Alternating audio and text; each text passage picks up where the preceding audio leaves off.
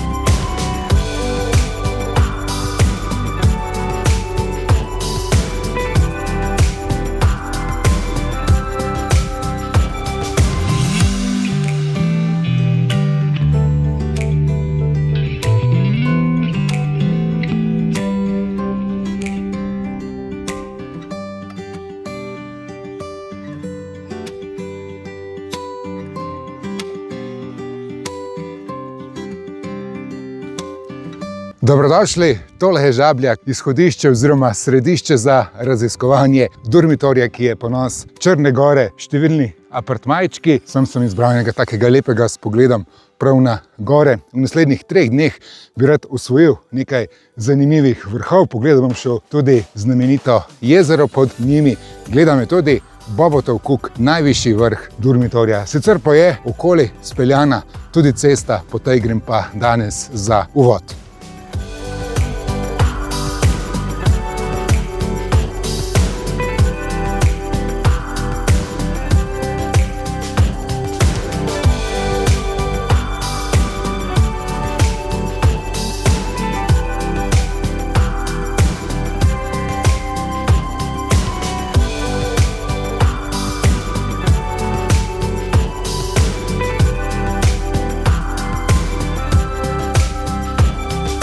Ozka in zavita je tale gorska cesta okrog dormitorja, ampak zelo slikovita, z vrhunskimi razgledi. Na vzhodu se dormitor konča z več 100 metrov globokim kanjonom reke Tare. Proti severu pogled seže vse do Magleča, to je ta gora na meji z Bosno in Hercegovino. Sicer pa cesta pripelje do ene bolj odročnih vasi v Črni Gori. Imenuje se Mala Crna Gora. Po zimi ceste do sem sploh ne plužijo, tako da kolikor je še ostalo tule, Nong jim robo špecerijo pripeljejo kar s helikopterjem.